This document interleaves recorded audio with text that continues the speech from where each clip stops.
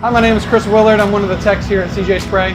Today we're going to go over how to calibrate your Bullard box. So the first thing we got to do is we got to make sure that we have our calibration kit. Included in our calibration kit is 2 tanks, and it's kind of hard to differentiate between the two, so you got to really pay attention. But they're labeled right here, carbon monoxide, going to be one of your tanks. The other tank is going to be 0 air. So the process of our calibration is going to be giving this unit perfect air and then giving it carbon monoxide to make sure that everything's working. The other item we're going to have is our regulator. The regulator is already preset from the factory. The only thing that you'll have to do is open the valve. When you open the valve or close the valve, you're going to go all the way until it stops. When it stops, I don't want you crunching on it. The valve seat on the inside is very soft brass and we could damage it. The other item in here is our hose. This is going to take our gases from the regulator and feed it into our machine. The other item we're going to want to do is make sure that obviously the Bullard box is turned on. We got a switch down here. We also have a button up here. When we press that, we'll have a 60-second countdown. Once that 60-second countdown ends, we should have a flashing green OK light and some form of a number displayed on our screen. This number displays what the parts per million of carbon monoxide that the monitor sees. Anything above 10 is when the alarm is going to be present. The other thing that I want you to do is on your reactor itself, I want you to make sure that it's just turned on and it's back to the home screen. I'll go into more details about that later, but we need that to go ahead and test our RAS system while we're doing that. Once our 60-second countdown is complete, we got the green light, we can go ahead and do our calibration. So the first step we're going to do, and also everything is labeled inside this sticker that tells you step-by-step directions on how to do this. So if you get confused or any weird spot, you can always refer back to this. The first step of this is we're going to always start with our 0 air, okay? We'll take the cap off of the top of the bottles. Please make sure to keep these caps. These threads are very, very fine, and when they're banging around inside here, they're very easy to get damaged, and you'll have a really hard time getting your regulator on. Just spin your regulator on just like you would a regular barbecue grill propane bottle. Once the regulator's on, we can go ahead and open up the valve. We're going to go until it comes to a complete stop, but remember, we're not going to crank on it. Now we have our hose. We can go ahead and place that hose over the top. It's very important that we prepare our bottles before we start going into calibration mode. Because when we're in the middle of calibration mode, what we don't want to be doing is halfway through the calibration and then we're fumbling around with the tank. So once our tank is completely all put together, the valve is open, we can go ahead and test. We can go ahead and test to make sure that our regulator is flowing air. It's very, very low amount of air that's coming out. So what I always intend to do is you can put it on your cheek or you can put it into your ear and you'll be able to hear it coming out. When it comes to the carbon monoxide, we obviously don't want this anywhere near our face.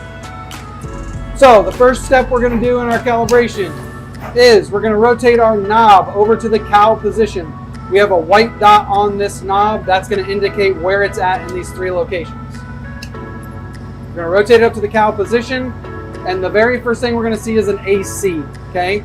This button right here, we want to go ahead and press it and hold it until we hear a beep, and we should get an AO appear on the screen. Once we have an AO on the screen, we can go ahead and place our hose in the center of this knob. It's going to be about a 90-second countdown. At the moment, we have a red LED light blinking. After the 90 seconds is complete, we'll have a green LED light blinking. So now that our green LED light is blinking, the next phase is with the hose still connected to our knob, we can rotate our knob over to the test position. Once we do that, we should hear one beep, and we should see a CO and then a flash between a 0 or a 1. If we see a 0 or a 1, we know that the calibration was successful with our 0 air. At this point, we can rotate our knob over to the run position. We can go ahead and pull out our hose, and we can start preparing for the second phase of our calibration.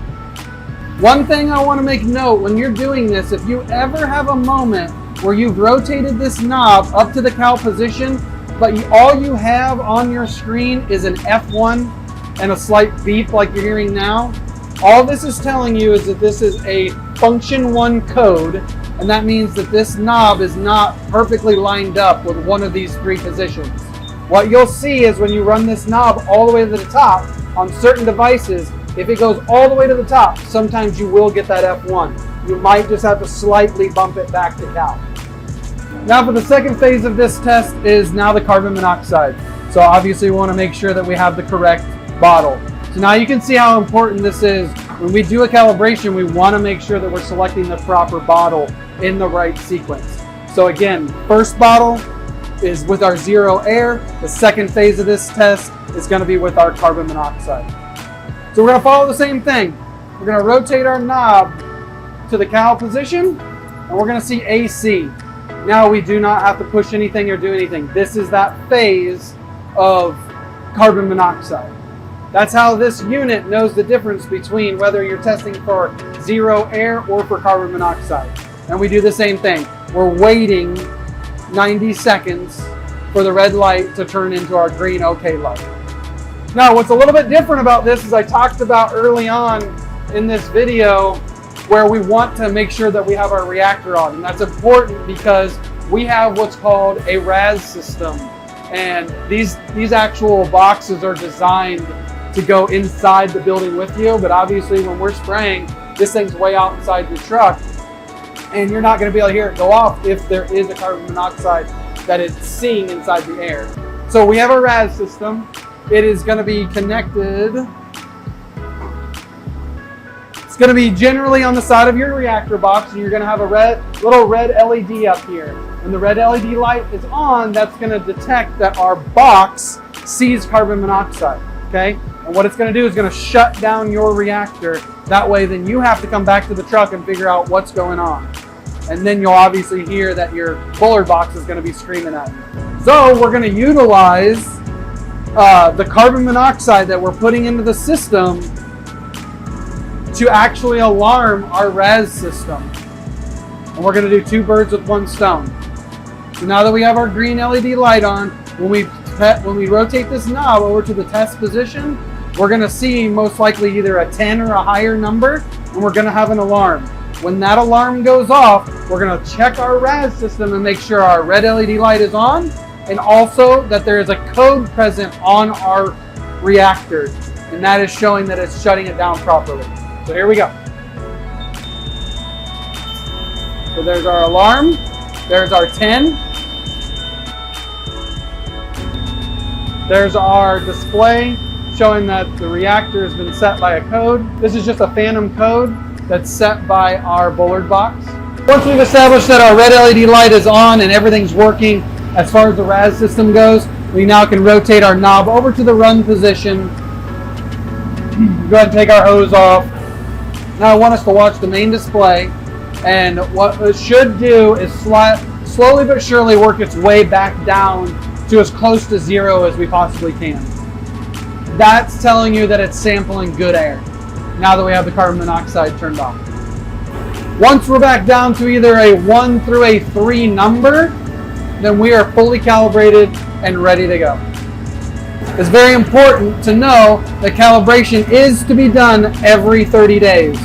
We put you guys some logs down here. If you guys don't have those logs, just give us a call. We just give these out for free. This also keeps track of the date and the technician of when the calibration was being done, and also filter maintenance that needs to also be tracked as well. We'll go over that in a later video. Once our Bullard box is back to reading good air, we'll then verify that our red LED light is turned off. Once that is off, we can go ahead and clear our code by just pressing any button or an enter on the screen. Active errors will go away. We can go back to spraying.